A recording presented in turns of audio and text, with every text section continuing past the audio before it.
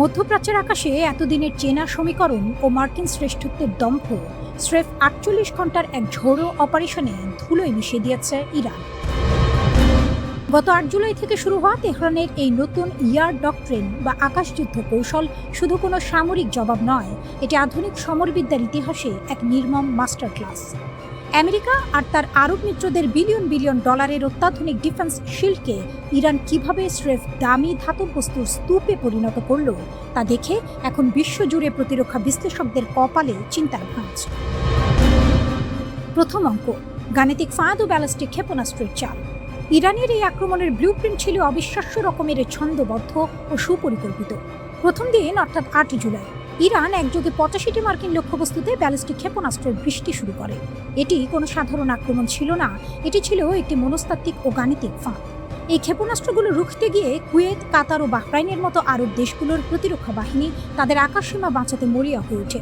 ফলে পেন্টাগনের সরবরাহ করা অত্যন্ত দামি এবং সীমিত সংখ্যার ইন্টারসেপ্টর ক্ষেপণাস্ত্র নির্বিচারে খরচ করতে বাধ্য হয় তারা। মাত্র ২৪ ঘন্টার মধ্যে আরব দেশগুলোর অস্ত্রের ভাণ্ডার কার্যত শূন্যের কোঠায় নেমে আসে। কয়েক মিলিয়ন ডলার মূল্যের এক একটি PAC-3 ইন্টারসেপ্টর দিয়ে যখন তারা ইরানের সস্তা ক্ষেপণাস্ত্র লক্ষ্য করছিল, তখনই তারা মূলত ইরানের পাতা ফাঁদে পা দিয়ে ফেলে। দ্বিতীয় অঙ্ক, ড্রোনের ঝাঁক এবং অন্ধ মার্কিন রাডার। ঠিক ২৪ ঘন্টা পর যখন প্রতিপক্ষের আকাশ প্রতিরক্ষা ব্যবস্থা প্রথম দিনের ধাক্কায় দুর্বল ও রিক্ত, তখন রণক্ষেত্রে দ্বিতীয় তরঙ্গে আবির্ভূত হয় ইরানের নিয়মিত সেনাবাহিনী এবং IRGC এর ড্রোন বহর। এবার কৌশল ভিন্ন। উচ্চতার ডিফেন্স লেয়ারকে আগের দিন ব্যস্ত রাখার পর এবার নিচু উচ্চতা দিয়ে ধেয়ে যায় শত শত ড্রোনের ঝাঁক। জুনের যুদ্ধের অভিজ্ঞতা থেকে শিক্ষা নিয়ে চলতি বছরের শুরুতে তেহরান তাদের বহরে যুক্ত করেছিল ১,০০০টি নতুন প্রযুক্তির ড্রোন। শাহেদ এবং হাদিদের মতো অত্যাধুনিক সুইসাইড ড্রোনগুলো রাডারে ধরা পড়ার আগেই নিখুঁত গতিতে আঘাত হানে সেন্টকমের চোখ কান খ্যাত লজিস্টিক ও সেন্সর কেন্দ্রগুলোতে। কাতারের কৌশলগত আল উদাইদ বিমান ঘাঁটির প্রধান রাডার কেন্দ্রটি যখন ইরানি ড্রোনের আঘাতে চূর্ণ বিচূর্ণ হয়, তখন কেবল কাতারের প্রতিরক্ষা ব্যবস্থায় অচল হয়নি, ভেঙে পড়ে পুরো উপসাগরীয় অঞ্চলের মার্কিন কমন এয়ার পিকচার বা যৌথ রাডার নেটওয়ার্কের মেরুদণ্ড। একটি রাডার স্টেশন ধ্বংস হয় চেইন রিয়াকশনে পুরো অঞ্চলের মার্কিন ও আরব বাহিনী কার্যত অন্ধ হয়ে পড়ে। এরপর কুয়েতের প্যাট্রিয়ট ব্যাটারি এবং বাহরাইনের মার্কিন নৌবাহিনীর প্রধান জ্বালানি ডিপোগুলোকে নিখুঁতভাবে গুড়িয়ে দেয় তেহরান।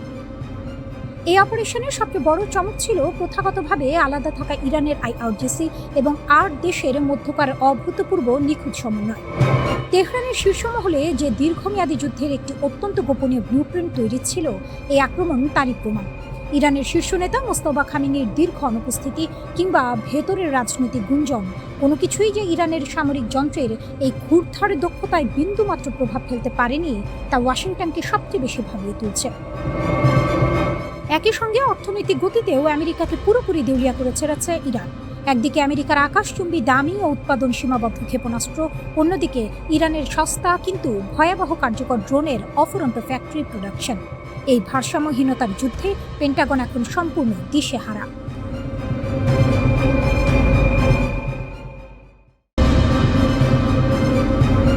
মধ্যপ্রাচ্যের ভূরাজনীতিতে পরাশক্তি আমেরিকার অজেয় ইমেজে বড় সড় ধাক্কা দিল ইরান। এবার আর কোনো ছায়াযুদ্ধ বা প্রক্সি গ্রুপ নয়, ওয়াশিংটনের পাতা ফাঁদ ভেঙেই মার্কিন সামরিক ঘাঁটিতে সরাসরি আঘাত হানল তেহরান। তাও যেন তেন উপায় নয়, সম্পূর্ণ নতুন প্রযুক্তির গোপন মারণাস্ত্র দিয়ে। কুয়েত, কাতার আর বাহরাইন উপসাগরীয় এই ৩ দেশে আমেরিকার যেসব রণকৌশলগত স্থাপনা রয়েছে, সেখানে ইরান এমন নিখুঁত ও বিধ্বংসী ড্রোন হামলা চালিয়েছে যে পেন্টাগনের থিঙ্ক ট্যাঙ্কদের এখন রীতিমতো নাজেহাল অবস্থা। ওয়াশিংটনের রক্তচক্ষুকে বুড়ো আঙুল দেখিয়ে মধ্যপ্রাচ্যের আকাশে ইরান এখন এক অপরাজেয় নায়ক। মার্কিন ফাঁদ এবং ইরানের পাল্টা প্রতিরোধ। ঘটনার সূত্রপাত হরমুজ প্রণালীতে আমেরিকার আধিপত্য বিস্তারের চেষ্টা থেকে। বৈশ্বিক জ্বালানি সরবরাহের এই লাইফলাইনকে নিজেদের নিয়ন্ত্রণে নিতে মরিয়া যুক্তরাষ্ট্র সম্প্রতি ইরানের উপকূলীয় প্রায় ৯০টি সামরিক স্থাপনায় অতর্কিত হামলা চালায়। পেন্টাগন ভেবেছিল এই প্রচণ্ড আঘাতে হয়তো পিছু হটবে তেহরান, কিন্তু হিসাব মিলল না। মার্কিন প্রেসিডেন্ট ও সামরিক নীতি নির্ধারকদের সেই লক্ষ্যকে স্রেফ তুড়ি মেরে উড়িয়ে দিল ইরান। হামলার দ্বিতীয় রাতেই তারা পাল্টে আঘাত হানে, যা ছিল আমেরিকার কল্পনার অতীত। বিশ্লেষকদের মতে আমেরিকা আসলে ইরানকে উস্কানি দিয়ে যে ফাঁদে ফেলতে চেয়েছিল, সেই পাতা ফাঁদেই এখন উল্টো নিজেরা বন্দী হয়ে পড়েছে। ত্রিমুখী আঘাত, পঙ্গু মার্কিন প্রতিরক্ষা বলয়। ইরানের এবারের পাল্টা হামলা শুধু প্রতিরোধ ছিল না, এটি ছিল নিখুঁত ও আধুনিক সমর কৌশলের এক দুর্দান্ত প্রদর্শনী। উপসাগরীয় 3 দেশের মার্কিন ঘাঁটিকে যেভাবে টার্গেট করা হয়েছে তা এক কথায় অবিশ্বাস্য। কুয়েত, মার্কিন আকাশ প্রতিরক্ষার মূল স্তম্ভ, প্যাট্রিয়ট ক্ষেপণাস্ত্র ব্যবস্থাকে সরাসরি গুঁড়িয়ে দিয়েছে ইরানি ড্রোন। কাতার, মার্কিন সেন্ট্রাল কমান্ডের আগাম সতর্কীকরণ স্যাটেলাইট অ্যান্টেনাকে অকেজো করে দেওয়া হয়েছে, যা আমেরিকার চোখ কান বন্ধ করে দেওয়ার সামিল। বাহরাইন, মার্কিন পঞ্চম নৌবহরের প্রধান জ্বালানি ট্যাঙ্কগুলোকে লক্ষ্য করে হামলা চালিয়ে তাদের লজিস্টিক সাপ্লাই চেইনকে পুরোপুরি পঙ্গু করে দেওয়া হয়েছে। আড়ালে কোন নতুন মারণাস্ত্র? প্রতিরক্ষা বিশেষজ্ঞদের সবচেয়ে বেশি চমকে দিয়েছে এই হামলায় ব্যবহৃত ইরানের নতুন প্রযুক্তির ড্রোন। এর আগেই বিশ্ব দেখেছে ইউক্রেন যুদ্ধ কাঁপানো ইরানের শাহেদ সিরিজের আত্মঘাতী ড্রোন কিংবা তাদের পুরনো কিছু মডেল, কিন্তু এবার আল জাজিরার এক প্রতিবেদনে পরিষ্কার বলা হয়েছে ইরান এমন এক সম্পূর্ণ নতুন ও অত্যাধুনিক ড্রোন বহর ব্যবহার করেছে যার রাডার ফাঁকি দেওয়ার ক্ষমতা এবং নিখুঁত নিশানা মার্কিন ডিফেন্স সিস্টেমকে দাঁড়ানোর সুযোগই দেয়নি। এই নতুন অস্ত্রের সুনির্দিষ্ট বিবরণ তেহরান এখনও গোপন রেখেছে, তবে রণক্ষেত্রে এর কার্যকারিতা ওয়াশিংটনের জন্য একটি স্পষ্ট কৌশলগত বার্তা। নিজেদের মাটিতে বসেও আমেরিকার যে কোনো দুর্ভেদ্য ঘাঁটিতে আঘাত হানার সক্ষমতা এখন ইরানের হাতের মুঠোয়। হরমুজ প্রণালীর শেষ কথা।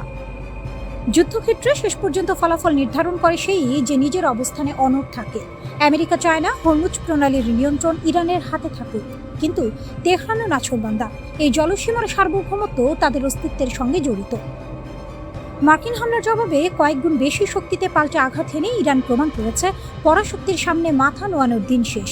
মধ্যপ্রাচ্যের এই জটিল আবর্তে সামরিক ও মনস্তাত্ত্বিক উভয় লড়াইয়ে ইরান এখন চালকের আসনে। পেন্টাগন যেখানে দিশাহারা, সেখানে চূড়ান্ত বিজয় না হওয়া পর্যন্ত লড়াই চালিয়ে যাওয়ার হুঙ্কার দিয়ে তেহরান জানান দিচ্ছে এই অঞ্চলের আসল নায়ক কে।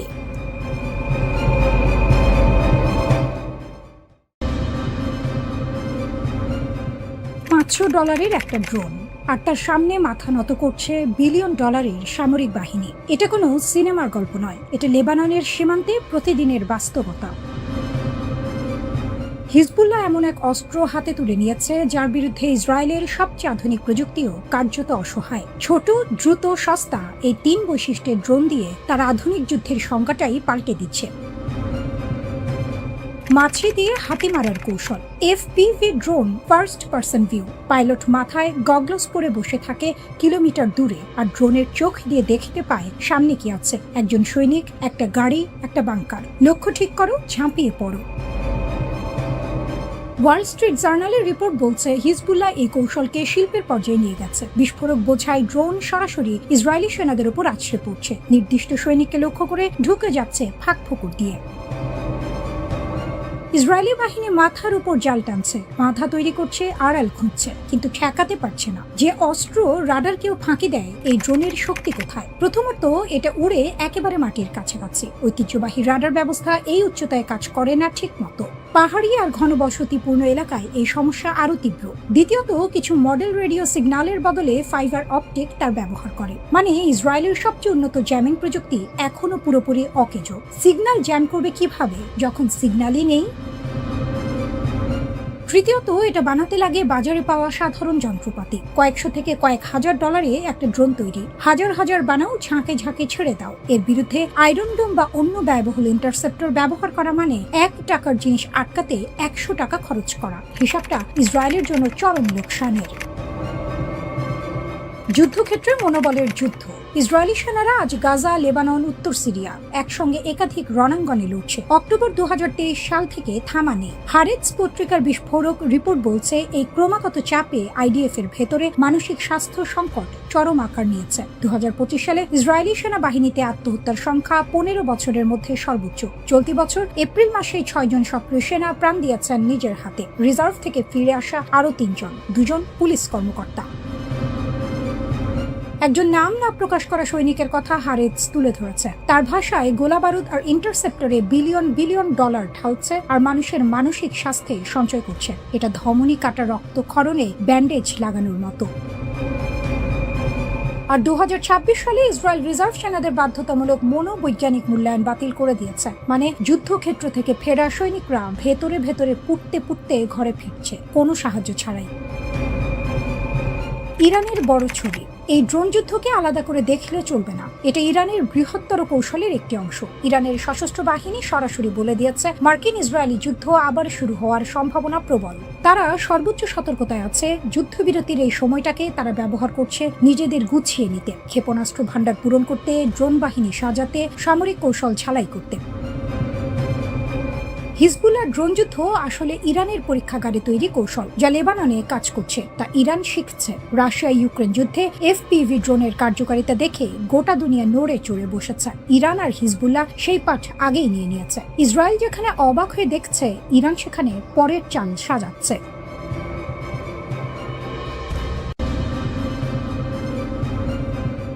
70 বছর ধরে একটি কথা বিশ্বাস করা হয়ে আসছিল, মার্কিন ঘাঁটি মানে অভেদ্য দুর্গ। প্যাট্রিয়ট মিসাইল, স্তরে স্তরে রাডার, আকাশে অদৃশ্য প্রহরী। এই জালের মধ্যে দিয়ে কোনো শত্রু বিমান ঢুকে পড়বে এমন স্বপ্নও দেখেনি পেন্টাগন। কিন্তু স্বপ্ন আর বাস্তব একই জিনিস নয়। ইরান সেই পার্থক্যটা বুঝিয়ে দিল, নিঃশব্দে, নিখুঁতভাবে, রাডারের অন্ধকারে বাজ পাখির মতো ছোঁ মেরে। মার্চের শুরুর কথা। বিশ্বের নজর তখন ব্যালিস্টিক ক্ষেপণাস্ত্র আর ড্রোনের ঝাঁকের দিকে। আকাশে আগুন, সমুদ্র উত্তেজনা, পর্দার আড়ালে তখন অন্য এক নাটক শুরু হয়ে গেছে। ইরানের দক্ষিণ পশ্চিমের খুজেস্তান প্রদেশের একটি ঘাঁটি থেকে একটি বিমান উড়াল দিল। কোনো হইচই নেই, কোনো ঢাকঢোল নেই। একজন পাইলট, একটি বিমান, একটি লক্ষ্য।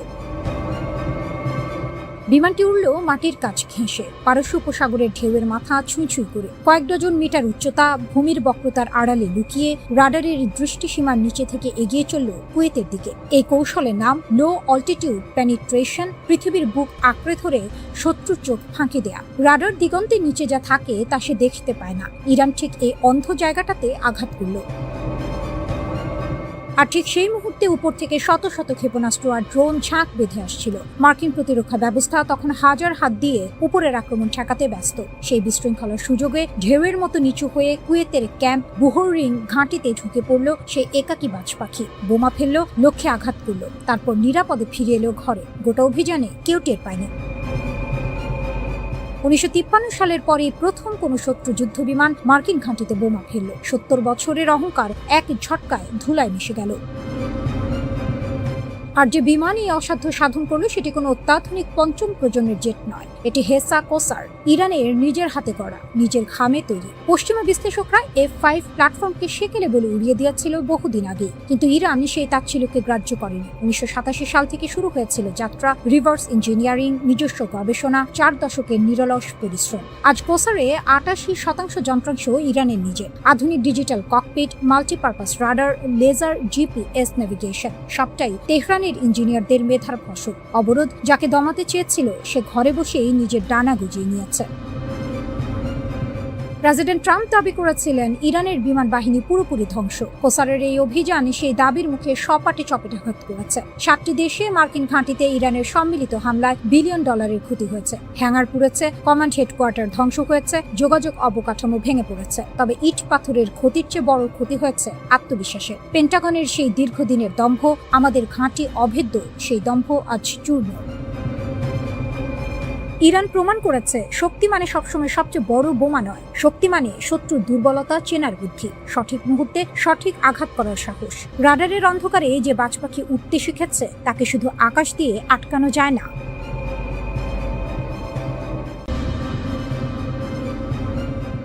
তেহরান জ্বললে গোটা অঞ্চল জ্বলবে। ইরানের হুঁশিয়ারিতে কাঁপছে সৌদি আরব। ইরানের সংসদ সদস্য মাহমুদ নাবিয়ান, যিনি জাতীয় নিরাপত্তা ও পররাষ্ট্র নীতি কমিশনে বসেন, মাইক্রোফোনের সামনে দাঁড়িয়ে বললেন, ইরানি নেতৃত্বের ওপর হামলা হলে এই অঞ্চলের আরব রাজাদের একজনও তাদের প্রাসাদের একটা ইটও অক্ষত থাকবে না।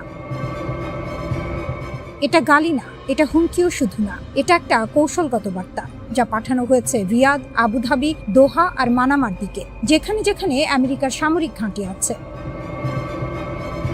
পারস্য উপসাগরের দেশগুলো, একদিকে আমেরিকা রক্ষাকর্তা, অস্ত্রের যোগানদার, নিরাপত্তার গ্যারান্টার, অন্যদিকে ইরান প্রতিবেশী, শক্তিশালী এবং এখন সরাসরি হুমকি দেয়া একটি রাষ্ট্র। এই দুই পাটার মাঝখানে পড়েছে উপসাগরীয় রাজতন্ত্রগুলো। আমেরিকার পক্ষ নাও, ইরানের টার্গেট হও, দূরত্ব রাখো, আমেরিকার বিশ্বাস হারাও। দুই নৌকায় পা দিয়ে পার হওয়ার এই চেষ্টা এখন ভয়ঙ্কর ঝুঁকিপূর্ণ হয়ে উঠেছে। ইরান সরাসরি বলেছে, আমেরিকান ঘাঁটি চালু রাখলে বেঁচে থাকবে না। এটা কোনো সাধারণ কথা না, এটা একটা আলটিমেটাম।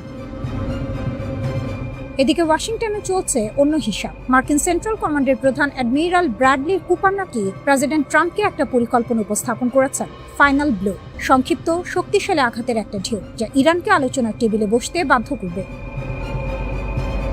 এক্সিওস এই তথ্য প্রথম প্রকাশ করেছে। আর শুধু তাই না, রিপোর্ট বলছে central command dart eagle hypersonic missile মোতায়েনের অনুমতি চেয়েছে পশ্চিম এশিয়ায়। এটা হবে এই অস্ত্রের প্রথম সক্রিয় যুদ্ধ ব্যবহার। কেন এই অস্ত্র?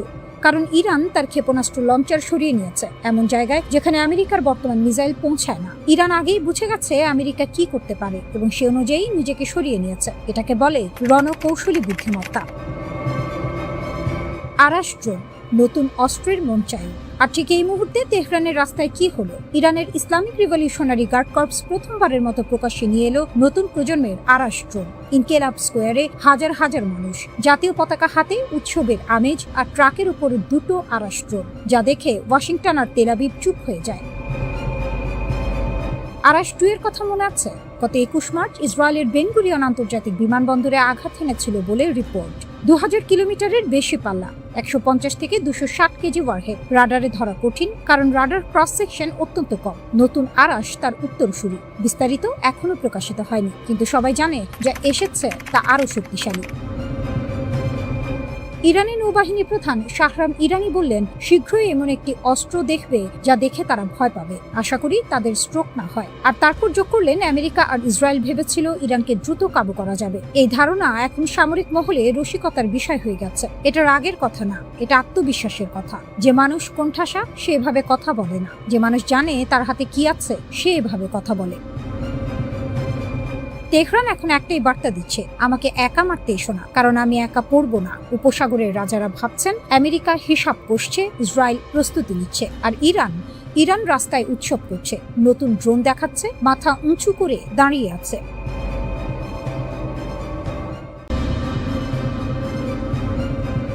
ট্রাম্পের দম্ভ ও আমেরিকার অপরাজিত থাকার মিথ ধূলিসাৎ। মার্কিন প্রেসিডেন্ট ডোনাল্ড ট্রাম্প ভেবেছিলেন ইরান যুদ্ধ হবে এক মুহূর্তের জয়, কিন্তু সেই যুদ্ধই আজ মার্কিন যুক্তরাষ্ট্রের জন্য হয়েছে নাকানি চুবানি খাওয়ার মতো এক ভয়াবহ অভিজ্ঞতা। ইরান যে কেবল একটি দেশ নয়, বরং এক অপরাজেয় বীরের জাতি, তা বিশ্ববাসী আজ হাড়ে হাড়ে টের পাচ্ছে। ট্রাম্পের সেই ছোট্ট যুদ্ধ যে এক বিশাল বিপর্যয় নিয়ে আসবে, তা হয়তো তিনি দুঃস্বপ্নেও ভাবেননি।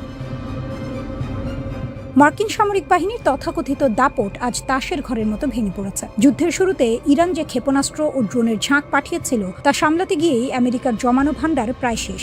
সিএসআইএস এর তথ্য মতে তাদের প্যাট্রিয়ট ইন্টারসেপ্টর ও থার্ড ক্ষেপণাস্ত্রের ভান্ডার প্রায় অর্ধেক নিঃশেষ।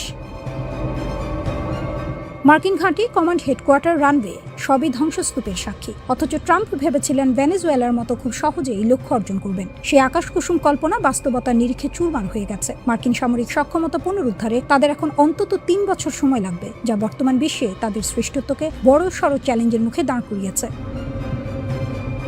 এখন পরিস্থিতি এমন দাঁড়িয়েছে যে পরাজয় লজ্জা ঢাকতে এবং আরও বড় বিপর্যয় থেকে বাঁচতে আমেরিকা বাধ্য হয়ে চীনের দুয়ারে হাত পাচ্ছে। বিশ্ব মোড়ল খ্যাত দেশটি আজ নিজে অকুল পাথারে পড়ে নিজের প্রতিদ্বন্দ্বী হিসেবে পরিচিত চীনের কাছে সাহায্যের আবেদন জানাচ্ছে। এটি কি আধুনিক যুগের সবচেয়ে বড় ট্র্যাজেডি নয়, যে চীনকে তারা সবসময় কোণঠাসা করার চেষ্টা করেছে, আজ সেই চীনের মধ্যস্থতায় ইরান ইস্যুতে বাঁচার পথ খুঁজছে ওয়াশিংটন। ইরানকে ঘায়েল করতে ব্যর্থ হয়ে এখন তারা কূটনৈতিক পথ খুঁজছে, যা তাদের সামরিক ব্যর্থতারই এক নগ্ন বহিঃপ্রকাশ।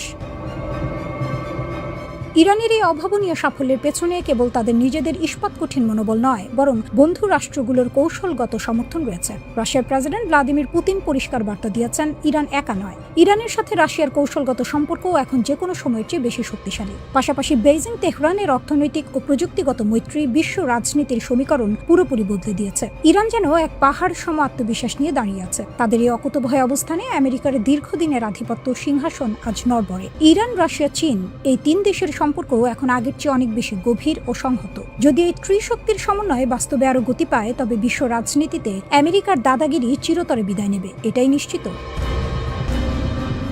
একসময় ইরানকে যারা ছাই ফেলতে ভাঙা কুলো মনে করত, আজ সেই তারাই মধ্যপ্রাচ্যের ভূ রাজনীতির মূল চাবিকাঠি। ইরানের এই অদম্য যাত্রাই বলে দিচ্ছে ভবিষ্যতের বিশ্ব ব্যবস্থা আর একক কোনো শক্তির হাতের মুঠোয় থাকবে না। ইরান কেবল একটি রাষ্ট্র নয়, তারা প্রতিরোধের এক নতুন নক্ষত্র। যারা ভেবেছিল সামরিক চাপে ইরানকে নতজানু করা যাবে, তারা আজ নিজেরাই নতজানু হতে বাধ্য হচ্ছে। এই যুদ্ধে ইরান বিজয়ী, কারণ তারা কেবল নিজেদের মাটি রক্ষা করেনি, বরং বিশ্ব শক্তির অহংকারের মেরুদণ্ড ভেঙে দিয়েছে। ট্রাম্পের সেই ছোট্ট যুদ্ধ এখন আমেরিকার জন্য এক অনন্ত যন্ত্রণার নাম। ইরান বীরের জাতি, আর এই যুদ্ধই তা ইতিহাসের পাতায় সোনালী অক্ষরে লিখে দিয়েছে।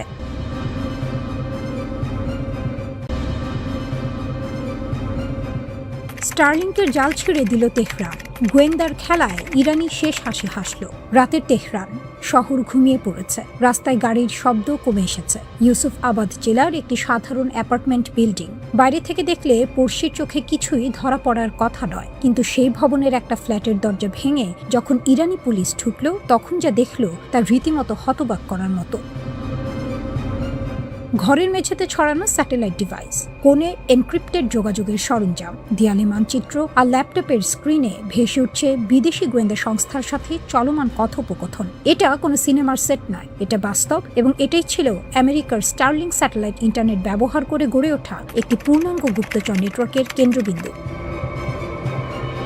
এক ঝটকায় সেই নেটওয়ার্ক গুড়িয়ে দিল তেহরান, আর বিশ্বকে জানিয়ে দিল এই মাটিতে শত্রুর চোখ বেশিক্ষণ খোলা থাকে না। স্টারলিংককে অনেকে চেনেন শুধু একটি দ্রুতগতির ইন্টারনেট সেবা হিসেবে, কিন্তু এর আসল শক্তি অন্য জায়গায়। এটা স্থানীয় নেটওয়ার্ককে সম্পূর্ণ পাশ কাটিয়ে সরাসরি মহাকাশের স্যাটেলাইটের মাধ্যমে তথ্য আদান প্রদান করতে পারে। মানে কোনো দেশের সরকার চাইলেও সহজে এটা নজরদারি করতে পারে না, আটকাতে পারে না, ট্র্যাক করতে পারে না।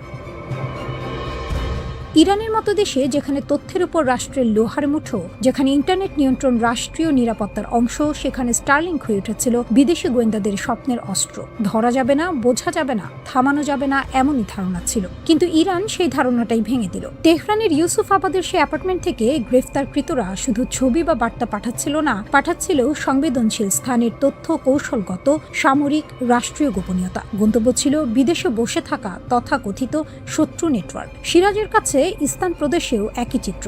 আলাদা আরেক সন্দেহভাজনকে হাতে নাতে ধরল পুলিশ। হাতে স্টারলিং ডিভাইস, মুখে বিদেশি যোগ সাজসের স্বীকারোক্তি। সেও একইভাবে সংবেদনশীল এলাকার ছবি ও ভিডিও পাচার করছিল বাইরে।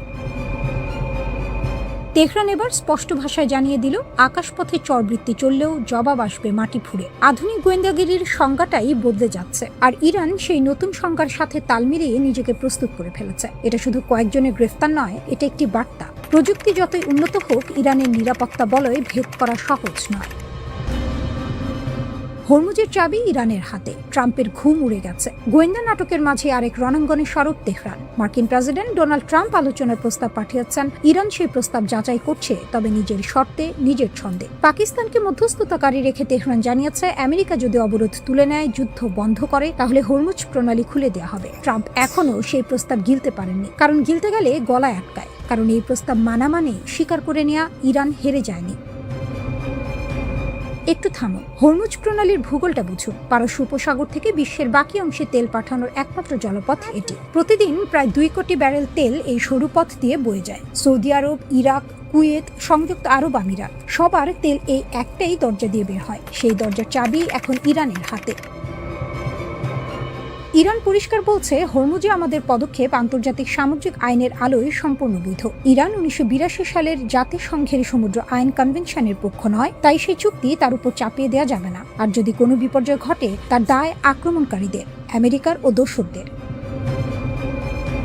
এই ভাষা দুর্বলের নয়, এই ভাষা সেই মানুষের যে জানে তার হাতে তুরুপের তাস আছে। পুতিনের হাত ইরানের পিঠে। মস্কো তেহরান অক্ষ এখন লোহার মতো শক্ত। সেন্ট পিটার্সবার্গের সোনালী হলঘরে ক্যামেরার ফ্ল্যাশ চলছে। টেবিলের এপাশে ভ্লাদিমির পুতিন, ওপাশে ইরানের পররাষ্ট্রমন্ত্রী আব্বাস ইরাকচি। 2 হাত মেলানোর সেই ছবি শুধু একটি কূটনৈতিক সাক্ষাতের ছবি নয়, এটি একটি বিশ্ব ব্যবস্থার নতুন মেরুকরণের দলিল। পুতিন সেদিন যা বললেন তা রীতিমতো কবিতার মতো। বললেন, ইরানের জনগণ যে অসীম সাহস আর বীরত্বের সাথে নিজেদের স্বাধীনতা রক্ষা করছে, তা ইতিহাসের পাতায় স্বর্ণাক্ষরে লেখা থাকবে। বললেন, এই কঠিন সময় রাশিয়া ইরানের পাশে ছিল, আছে এবং থাকবে। রাশিয়া ইরানের স্বার্থ রক্ষায় প্রতিটি প্রয়োজনীয় পদক্ষেপ নেবে। এর আগের সপ্তাহে ইরানের সর্বোচ্চ নেতা খামেনি পুতিনকে সরাসরি হাতে লেখা চিঠি পাঠিয়েছেন। কূটনীতির দুনিয়ায় এর মানে কি? মানে হলো এই সম্পর্ক এখন আর আনুষ্ঠানিকতার মধ্যে সীমাবদ্ধ নয়, এটি ব্যক্তিগত, গভীর, কৌশলগত। ইরাককে ফিরে এলেন একটি বার্তা নিয়ে, বললেন সত্যিকারের বন্ধু চেনা যায় বিপদের দিনে। রাশিয়া সেই বিরল বন্ধু যে ঝড়ের রাতে দরজা খুলে দাঁড়িয়ে থাকে। আমেরিকা আর ইসরায়েলের হামলার মুখে যখন বিশ্বের অনেক দেশ নিরাপদ দূরত্বে সরে গেছে, তখন মস্কো এগিয়ে এসেছে বুক টান করে। এই মৈত্রী শুধু কথার নয়, সামরিক সহযোগিতা, অর্থনৈতিক অংশীদারিত্ব, কূটনৈতিক সমর্থন, সব মিলিয়ে মস্কো তেহরান অক্ষ এখন এমন এক শক্তি যাকে হিসেবের বাইরে রাখার উপায় নেই। তথ্যযুদ্ধে ইরানের নতুন অধ্যায়। শেষ কথা বলেনি তেহরান। স্টার্লিং ধরা পড়েছে, হরমুজের চাবি হাতে আছে, পুতিনের কাঁধ পাশে আছে, তবু ইরান চারদিক থেকে চাপে। মার্কিন নিষেধাজ্ঞা, ইসরায়েলি হামলা, পশ্চিমা একঘরে করার চেষ্টা। কিন্তু ইতিহাস বলে ইরান চাপে গলে যাওয়া জাতি নয়। হাজার বছরের সভ্যতার উত্তরাধিকারী এই দেশ জানে কিভাবে ঝড় পার করতে হয়। স্টার্লিং নেটওয়ার্ক ধ্বংস করে তারা প্রমাণ করলো আধুনিক প্রযুক্তির যুদ্ধেও তারা প্রস্তুত। হরমুজের দরজায় দাঁড়িয়ে তারা জানান দিল অর্থনৈতিক অস্ত্র তাদের কাছে আছে। আর পুতিনের সাথে হাত মিলিয়ে তারা বলল কূটনৈতিক ময়দানেও একা নয় তেহরান। এই তিনটি ঘটনা আলাদা নয়, এগুলো একটাই গল্পের তিনটি অধ্যায়। সেই গল্পের নাম ইরান এখনো হার মানেনি। তেহরানের বার্তা পরিষ্কার, এই মাটিতে খেলতে এলে নিজের ঘুঁটি হারাতে হবে। আর সেই খেলায় শেষ হাসি কে হাসবে সেটা সময়ই বলবে। তবে এই মুহূর্তে ইরান যেভাবে দাঁড়িয়ে আছে তাতে সহজ জয়ের আশা করা বোকামি।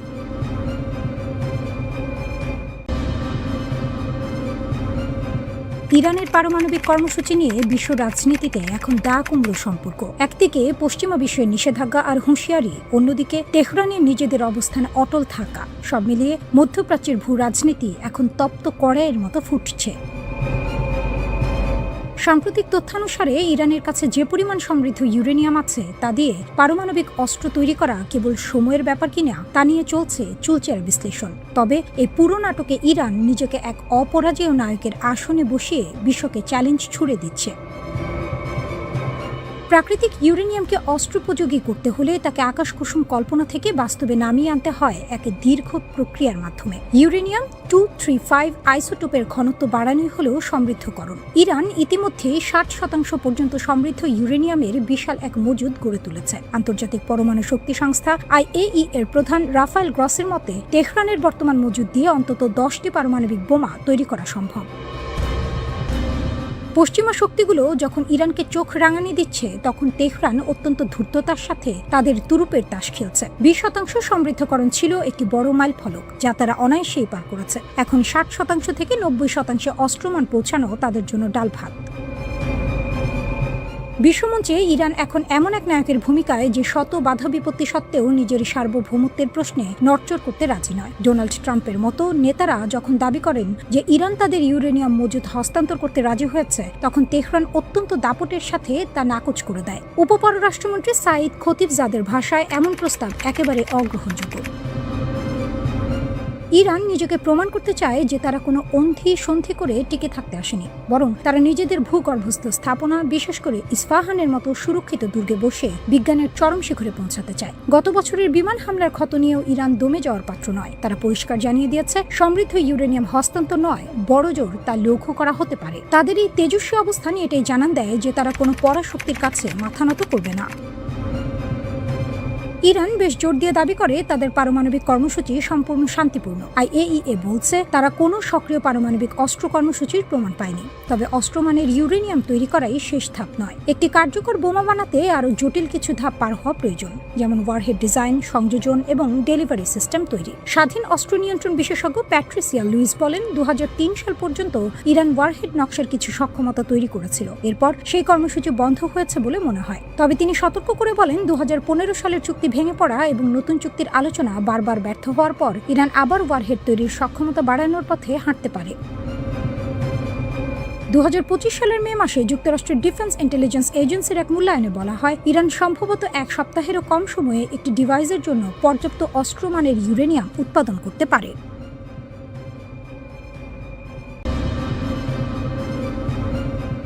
মার্কিন যুক্তরাষ্ট্র পশ্চিমে এশিয়ার মরুভূমিতে এমন এক গোলক ধাঁধায় পা রেখেছে যা এখন তাদের জন্য মরার উপর খাড়ার ঘা হয়ে দাঁড়িয়েছে। ইরানের বিরুদ্ধে তাদের দীর্ঘস্থায়ী এই সংঘাত কেবল একটি যুদ্ধ নয়, বরং এটি ছিল এক সুদূর প্রসারী কৌশলগত ফাঁদ। ইরান যেন এক দক্ষ জাদুকর যারা মার্কিন দম্ভের তাসের ঘরকে ধুলোয় মিশিয়ে দিয়েছে। ওয়াশিংটন যখন ইরানের বিরুদ্ধে তাদের সমরাষ্ট্রের প্রদর্শনীতে ব্যস্ত, তখন তারা হয়তো ঘুণাক্ষরেও ভাবেনি যে এই খেলা তাদের নিজেদেরই বুমেরাং হয়ে ফিরবে। তেহরানের অদম্য প্রতিরোধ ওয়াশিংটনকে বাধ্য করেছে তাদের মূল্যবান ও দুর্লভ গোলাবারুদের ভান্ডার নিঃশেষ করতে। কেবল ৩৯ দিনের সংক্ষিপ্ত সময়ে মার্কিন বাহিনী যে পরিমাণ Patriot interceptor, Tomahawk cruise missile এবং SM-6 সিস্টেম ব্যবহার করেছে তা মার্কিন প্রতিরক্ষা কাঠামোর মেরুদণ্ড কাঁপিয়ে দিয়েছে। বিশেষজ্ঞরা বলছেন মার্কিন বাহিনীর এই অতি উৎসাহী গোলাবারুদ ব্যবহার এখন তাদের অস্তিত্ব সংকটের মুখে ফেলেছে। ইরান কেবল মার্কিন প্রতিরক্ষা ব্যবস্থাকে চ্যালেঞ্জ করেনি, বরং তাদের অর্থনৈতিক ও সামরিক সক্ষমতার হাটে হাঁড়ি ভেঙে দিয়েছে। ইরানকে পরাস্ত করার নেশায় ওয়াশিংটন যখন তাদের মজুত করা গোলাবারুদের অর্ধেকে খরচ করে ফেলেছে, তখন এটি স্পষ্ট যে তারা যুদ্ধের ময়দানে জয়ী হওয়ার বদলে নিজেদেরই সর্বশান্ত করছে। ইরান এখানে নায়ক, কারণ তারা মার্কিন শক্তির অপচয় ঘটিয়ে বিশ্বকে দেখিয়ে দিয়েছে যে পরাশক্তির দম্ভ কত দ্রুত ধূলিসাৎ হতে পারে। এদিকে প্রশান্ত মহাসাগরীয় অঞ্চলে চীনের উত্থান এখন মার্কিনীদের জন্য আগুনে ঘি ঢালার মতো পরিস্থিতি তৈরি করেছে। একদিকে মধ্যপ্রাচ্যে ইরানের সাথে লড়তে গিয়ে ওয়াশিংটনের হাত খালি, অন্যদিকে দক্ষিণ চীন সাগরে চীনের দাপট। বাতিখাতান 2026 মহড়া চলাকালীন চীনের লিনন ক্যারিয়ার স্ট্রাইক গ্রুপের উপস্থিতি এবং টাইপ 055 ডেস্ট্রয়ারের মহড়া যেন মার্কিনীদের জন্য এক দুঃস্বপ্ন। এই টাইপ 055 রণতরী এখন এশিয়ার বৃহত্তম ভাসমান অস্ত্রাগার, যা মার্কিন এয়ারক্রাফট ক্যারিয়ারের জন্য এক মরণ ফাঁদ। খবর উঠেছে বেজিং তাদের YJ-20 হাইপারসনিক মিসাইল মহড়ায় ব্যবহার করেছে, যার গতি শব্দের চেয়ে 6 গুণ বেশি। এই মিসাইল মার্কিনীদের ঘুম কেড়ে নিয়েছে, কারণ এর পাল্লায় থাকা যে কোনো লক্ষ্যবস্তু মুহূর্তের মধ্যে ভস্মীভূত হতে পারে। মার্কিন যুক্তরাষ্ট্র এখন শাখের করাতের মতো পরিস্থিতির মুখোমুখি। একদিকে ইরানের বিরুদ্ধে লড়তে গিয়ে নিজেদের সামরিক ভান্ডার ক্ষয় করছে, অন্যদিকে প্রশান্ত মহাসাগরে চীনের সাথে পাল্লা দিতে হিমশিম খাচ্ছে। ইরানের প্রতি মার্কিন দৃষ্টিভঙ্গি এখন বজ্র আটনি ফসকা গেরোয়ের মতো। তারা ভেবেছিল দ্রুত জয় পাবে, কিন্তু বাস্তবতা বলছে উল্টো কথা। ইরান আজ বিশ্ব রাজনীতির সেই শক্তি কেন্দ্র যারা মার্কিনীদের অজেয় হওয়ার দর্প চূর্ণ করে দিয়েছে। তাদের কারণেই আজ মার্কিন যুক্তরাষ্ট্র প্রশান্ত মহাসাগরীয় অঞ্চলে তাদের আধিপত্য বজায় রাখতে আকাশ পাতাল ভাবছে। ইরান তো কেবল একটি দেশ নয়, তারা সেই অপরাজেয় শক্তি যারা মার্কিন সাম্রাজ্যবাদের গায়ে কাঁটা হয়ে দাঁড়িয়েছে। ওয়াশিংটন এখন বুঝতে পারছে তারা কেবল একটি দেশের বিরুদ্ধে লড়ছে না, বরং এমন এক কৌশলের সাথে খেলছে যার শেষ কোথায় তা তাদের অজানা। ইরান আজ তাদের সুচিন্তিত কৌশলে গোটা মার্কিন সামরিক পরিকল্পনাকে তছনছ করে দিয়েছে।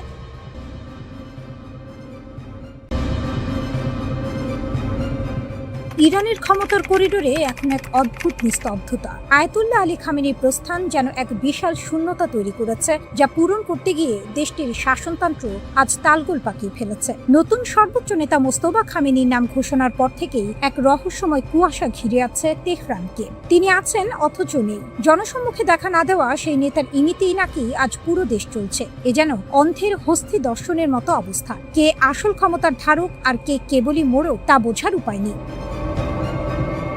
প্রেসিডেন্ট মাসুদ পেজেশকিয়ান নিয়মিত বিবৃতি দিয়ে যাচ্ছেন, যেন মনে হয় তিনি হাল ধরে আছেন, কিন্তু বাস্তবতা কি তাই? শাসন ব্যবস্থার এই জটিল কাঠামোয় পেজেশকিয়ান যেন এক পুতুল খেলার নায়ক। ক্ষমতার আসল চাবিকাঠি অন্য কোথাও, সেই ছায়ার আড়ালে, যেখানে ইরানের Islamic revolutionary guard corps IRGC এক সমান্তরাল সরকার চালিয়ে যাচ্ছে। তাদের প্রভাব কেবল রণক্ষেত্রে সীমাবদ্ধ নয়, বরং রাষ্ট্র পরিচালনার রন্ধ্রে রন্ধ্রে। পেজেশকিয়ানের সরকার যেন এক নামকুয়াস্তে পরিচয়, যার পেছনে আসল কলকাঠি নাড়ছে অন্য কেউ।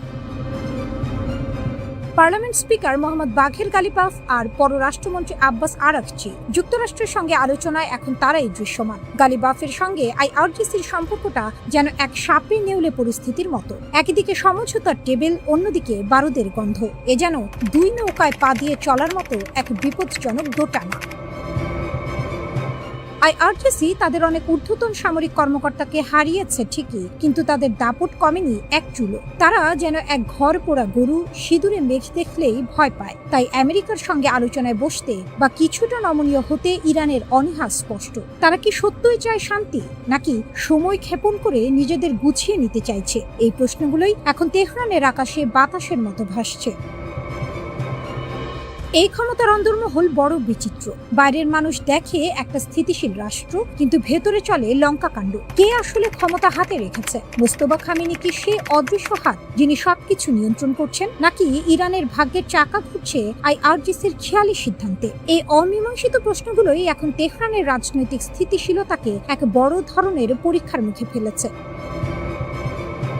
দেশটি আজ এমন এক সন্ধিক্ষণে যেখানে প্রতিটি পদক্ষেপ হতে পারে শাপে বর অথবা কাল হয়ে দাঁড়ানো বিপদ। পেজিশকিয়ানের হাতে শাসনভার আছে ঠিকই, কিন্তু তার কণ্ঠস্বর কি আইআরজিসির তোপের আওয়াজের চেয়ে জোরালো হতে পারবে? মনে হয় না। এই ক্ষমতা লড়াইয়ে আদর্শ আর বাস্তবতার সংঘাত যেন এক অমাবস্যার চাঁদ হয়ে উঠেছে, যা আছে কিন্তু আলো দেওয়ার ক্ষমতা রাখে না।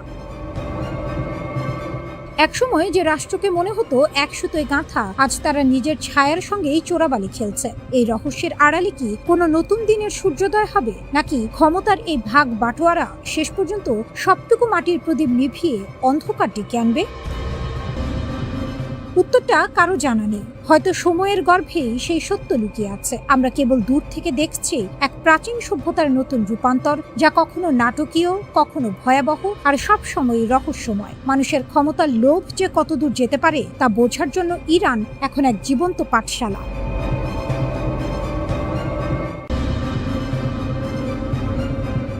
যুদ্ধের ময়দানে একটা কথা বহু দিন ধরে চলে আসছে, জোরজার মূল্যের তার। কিন্তু এখন সেই সমীকরণ বদলে গেছে। আজ এমন এক বাস্তবতা সামনে এসেছে যেখানে কয়েক হাজার কোটি টাকার যুদ্ধ বিমানকে মাটিতে নামিয়ে দিতে পারে মাত্র কয়েক লাখ টাকার ছোট্ট একটি ড্রোন।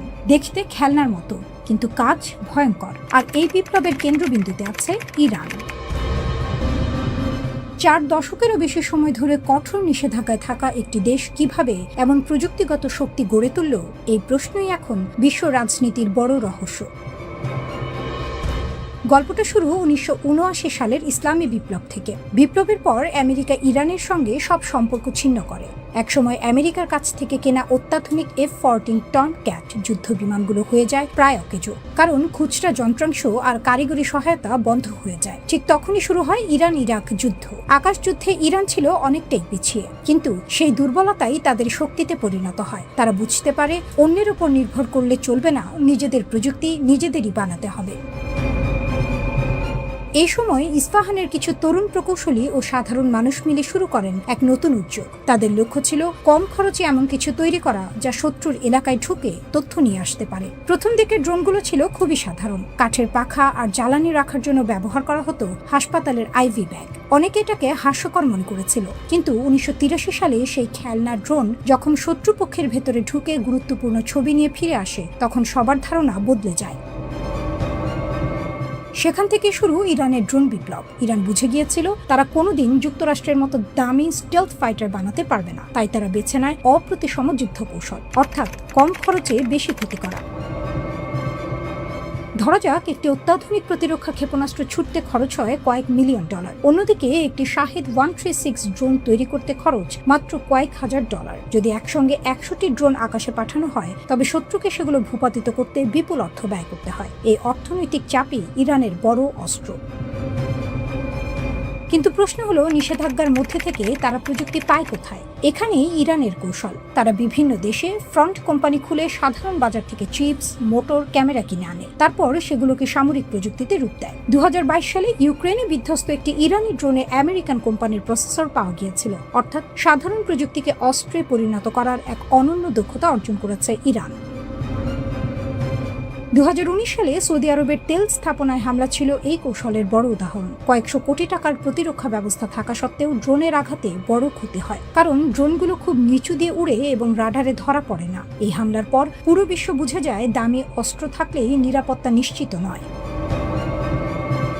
রাশিয়া ইউক্রেন যুদ্ধে ইরানের ড্রোন বড় ভূমিকা রাখে। এমনকি রাশিয়ার মতো শক্তিধর দেশও এই ড্রোন ব্যবহার করতে বাধ্য হয়। ইউক্রেনের শহরগুলোতে এই ড্রোনের শব্দ যেন ভয় আর আতঙ্কের প্রতীক হয়ে দাঁড়ায়। শুধু তাই নয়, ইয়েমেনের হুথি বিদ্রোহী, লেবাননের হিজবুল্লাহ সহ বিভিন্ন গোষ্ঠী এখন ইরানের ড্রোন প্রযুক্তি ব্যবহার করছে। এর ফলে ইরান এখন একটি বড় ড্রোন রপ্তানিকারক শক্তিতে পরিণত হয়েছে। আজ থেকে 20 বছর আগে ড্রোনকে অনেকে খেলনা ভাবত, কিন্তু এখন সেই ছোট যন্ত্রই যুদ্ধের নিয়ম বদলে দিয়েছে। কোটি কোটি টাকার যুদ্ধ জাহাজ, ট্যাঙ্ক সবকিছুকে চ্যালেঞ্জ জানাচ্ছে এই সস্তা প্রযুক্তি।